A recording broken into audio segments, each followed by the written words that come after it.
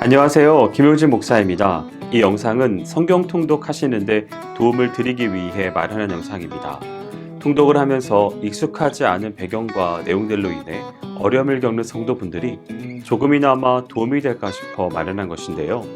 조금만 관심을 기울이시면 읽으시는데 유익이 있을 겁니다. 그럼 오늘 읽을 부분에 대한 안내를 해드리겠습니다.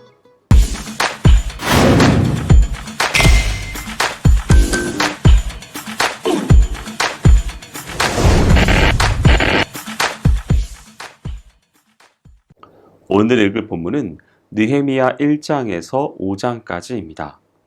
느헤미야는 1차, 2차 포로 귀환 사건을 중심으로 기록한 에스라서에 이어 이스라엘의 3차 귀환 과정의 역사를 기록한 책입니다. 1장은 느헤미야의 예루살렘 귀환 동기와 그 당시의 시대적 배경 및 그의 투철한 신앙과 민족애를 보여줍니다.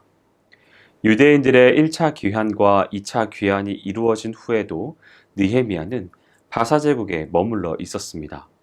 하지만 비록 몸이 바사 제국의 왕궁에 있었을지라도 그의 마음은 언제나 하나님 임재의 상징인 성전이 있는 예루살렘으로 향해 있었습니다. 그러던 중에 느헤미야는 예루살렘을 방문하고 돌아온 사람들로부터 그곳의 비참한 상황에 관해서 듣게 되었습니다. 당시의 예루살렘은 스룹바벨과 에스라에 의해 주도된 1차, 2차 귀환에도 불구하고 제대로 복구되지 않은 상태였기 때문에 이방인들의 약탈을 막아내기 어려웠고 결국 유대 백성의 생활 역시 매우 큰 고통에 시달릴 수밖에 없었습니다. 즉 2차로 귀환한 유대인들이 성벽 복구를 시도했지만 주위에 있던 방해자들과 아닥사스다의 칙령으로 다시 성벽과 성문은 회파되었던 것입니다. 따라서 이와 같은 예루살렘의 형편을 알게 된 느헤미야는 슬픔에 잠겨 하나님께 호소하는 기도를 드렸으며 아닥사스다 왕에게 간청하여 직접 예루살렘으로 돌아가서 성벽을 쌓고 백성들의 생활을 향상시키는 일에 헌신하였습니다. 이 장은 느헤미야가 예루살렘으로 귀환하여 성벽 재건을 준비한 사실을 기록하고 있습니다. 1절에서 11절은 예루살렘의 비참한 형편을 전해 듣고 하나님께 간절히 기도한 느헤미야가 아닥사스다 왕의 허락을 받고 귀국한 사실이 담겨 있습니다. 이미 아닥사스다의 신임을 얻고 있던 자의 느헤미야는 예루살렘 성벽 중건에 필요한 재료와 호위 병력까지 허락받게 되는데 다만 일이 끝나면 바사로 다시 돌아와야 한다는 전제가 붙었습니다. 한편 느헤미야의 출현으로 이스라엘 백성들을 괴롭히던 백성들은 위기의식 속에 근심하게 됩니다. 12절에서 20절은 성벽 중건의 준비 작업이 이루어지는 단락입니다.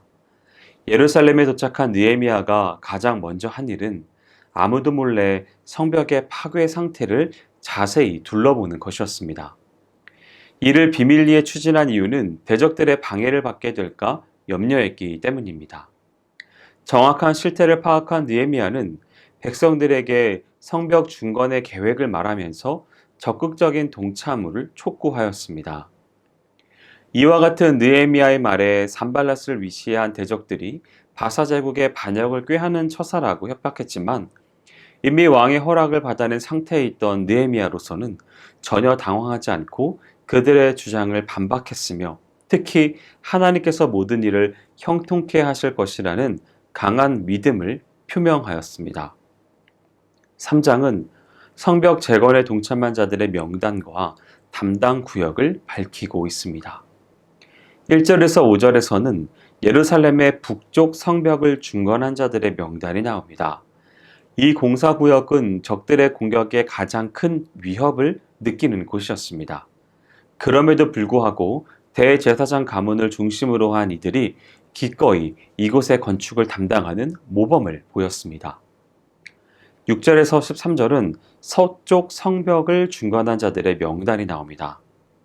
옛 문에서부터 시작하여 골짜기 문 앞까지 해당되는 서쪽 성벽은 금장색이나 향품 장사와 같은 다양한 계층의 사람들이 서로 분담 협력하여 공사를 담당했다는 특징과 함께 여자들까지 참여하였다고 언급하고 있습니다.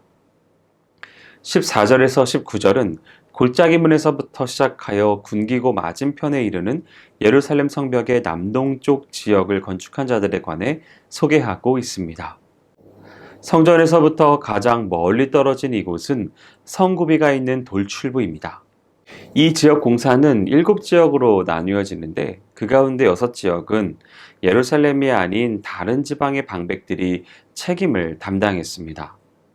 이들은 예루살렘 성벽의 혜택, 곧 외적의 침입으로부터 보호를 직접적으로 누릴 수 있는 사람들이 아니었습니다. 그렇다 하더라도 언약 공동체의 일원으로서 일체감을 가지고 기꺼이 공사에 참여하였습니다.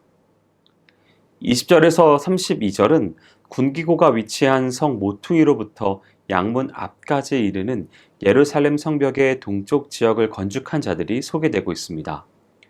지금까지 언급된 공사 구역들 가운데 가장 많은 인력이 투입되었는데요.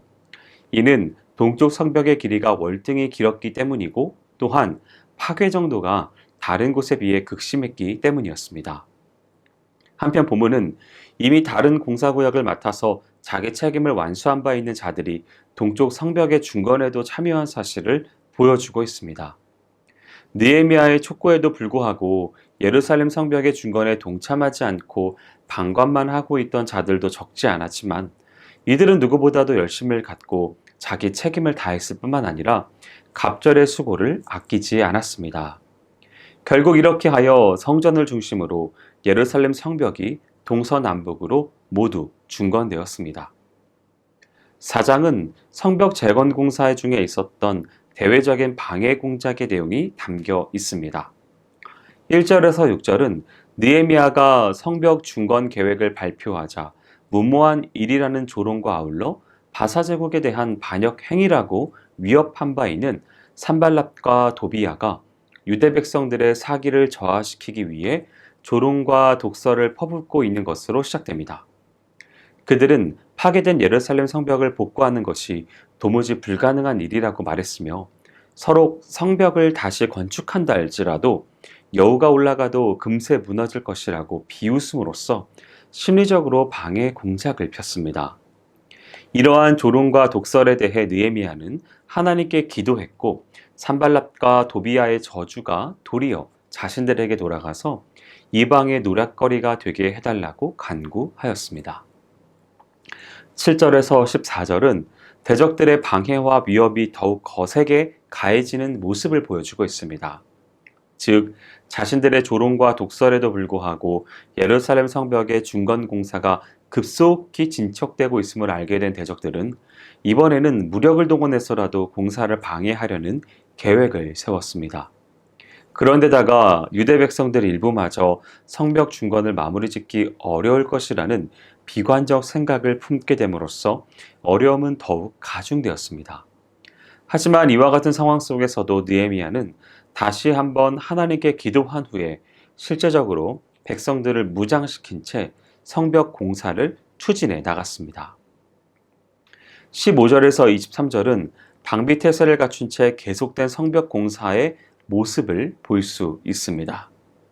대적들의 무력 공격에 대비하여 느헤미야가 백성들을 무장시키자 산발랏은 침략 계획을 포기할 수밖에 없었습니다.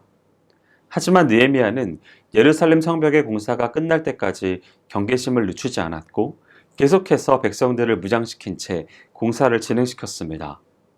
이렇듯 본문에는 유다 백성들의 대적들에 대한 방어와 성벽 공사를 동시에 담당하는 힘겨운 모습이 자세히 소개되어 있습니다.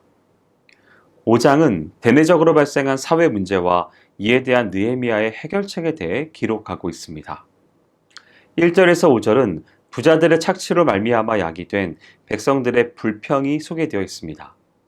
당시의 유대 백성들은 계속되는 이주민으로 인한 인구 증가와 흉년으로 인해 심각한 식량난에 시달리고 있었습니다.